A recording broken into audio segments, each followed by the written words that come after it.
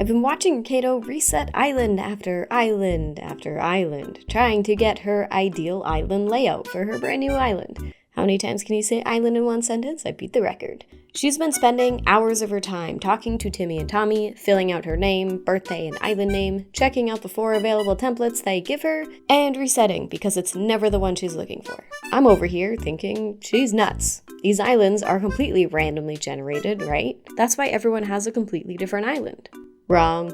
These islands are not completely randomly generated. This game actually bases each island off of specific templates. So is it possible to find the map that you're looking for?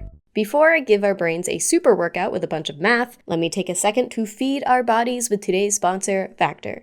Factor is a lifesaver when you don't want to spend too much time cooking. I can grab one, heat it up for a couple minutes, and enjoy a quick, easy, healthy meal. No prep means no mess, and my favorite part, no dishes. Factor takes the guesswork out of what to make for breakfast, lunch, and dinner. Factor even offers meals for those who follow keto, low-calorie, vegan, and vegetarian lifestyles. So there's something for everyone. No need for takeout anymore. I can cut down on fast food and unhealthy greasy bags with these chef-prepared meals that are ready to eat. Drew and I never have to bug each other trying to pick a place to eat, because that's literally the only thing we ever disagree about. And it's not even disagreeing about where to eat, it's disagreeing about whose turn it is to pick the place to eat. The planning has been done for us. I can quickly eat a meal and get back to villager hunting for a frog that's definitely totally for sure not in my move-in queue. Now I always have something nutritious on hand. I feel like I never have time to even think about what to make, not to mention actually making it. These smoothies, yes, they're my favorite. They're the perfect quick snack so I can keep going on with my day and stay focused on what I love to do. Use my link or go to go.factor75.com and use code POGKORAMAY40 for 40% off plus 20% off your next month. Once you click, my description will live update to count up the purchases. Now that we have something good to eat, it's time to work our brains. Back to our original question. Is it possible to find the map you're looking for? The answer to this question is yes. Just like it's possible to find Raymond on a mystery island. It might just take a minute or two, unless he's in your move-in queue, but that's a whole other video. According to this Reddit post that I found, there are 95 different river templates that are available to choose from when first starting your island. The rest of the map, like the location of the airport, the rocks on the beaches, the little peninsula land that juts out over the beach that I like to call Better Florida, the location of your pier, etc., seems to all be randomly generated after the game picks a particular river template. Hopefully this is accurate. I couldn't find a data mine to tell me, but this Reddit post seems extremely researched. And from my own research and watching Kato throw away islands for hours, everything seems to match up to the information in this Reddit post. According to the Reddit user, the land masses, aka the terraformed land that's usually in the back of the island, the location of resident services, and the rivers are stationary features for each template. However, the river mouths can be different shapes, like a bit skinnier or a bit wider or whatever, but like the actual river itself and the ponds around, those stay the same. The features that can change are everything else.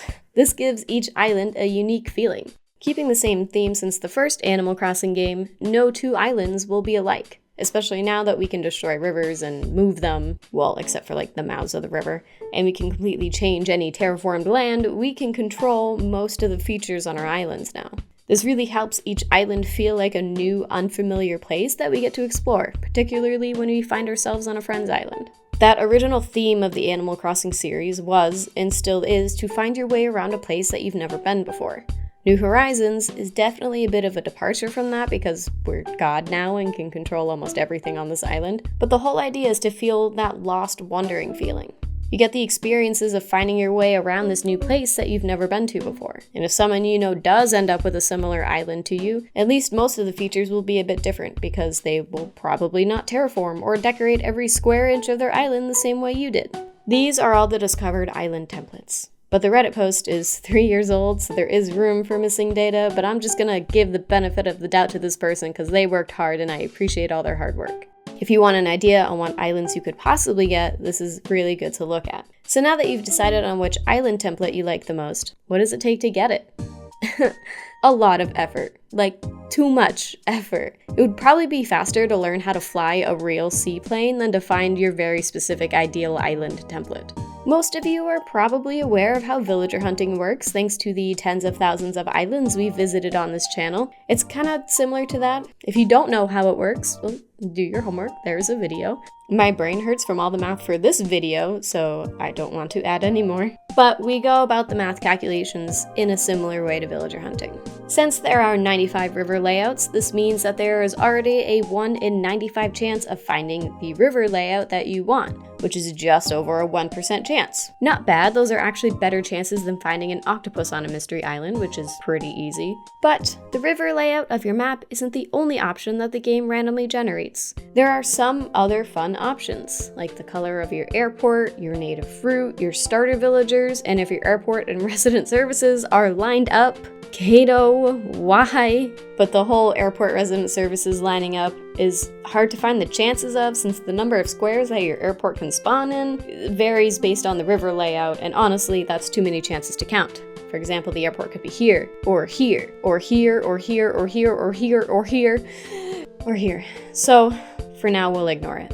There are 4 options for your airport color: green, blue, orange, and yellow.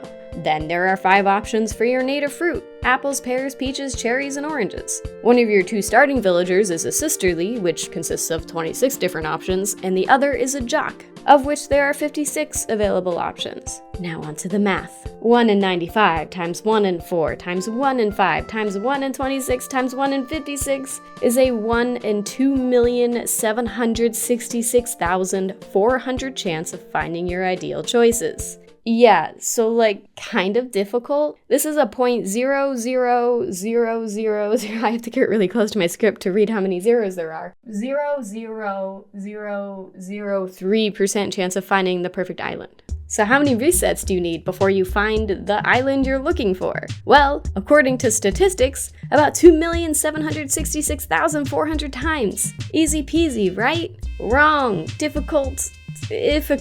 Just for the record, the hardest villager to find, aka a cat, is a 1 in 805 chance, which is still freaking annoying and can take thousands of tickets. I can't imagine something that has the chances of over 2 million. Now, the final question. Should you bother trying to find the perfect island? Hell no.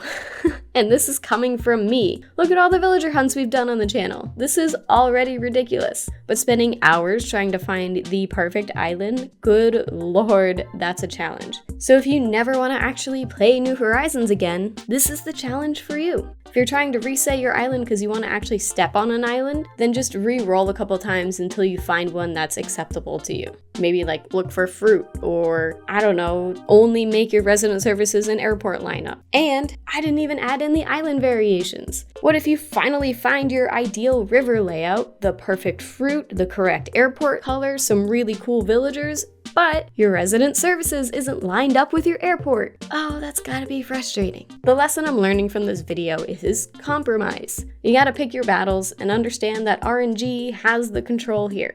Is it possible to find your ideal island? Sure, technically. Can you get really lucky on a roll? Absolutely. Is it likely? No.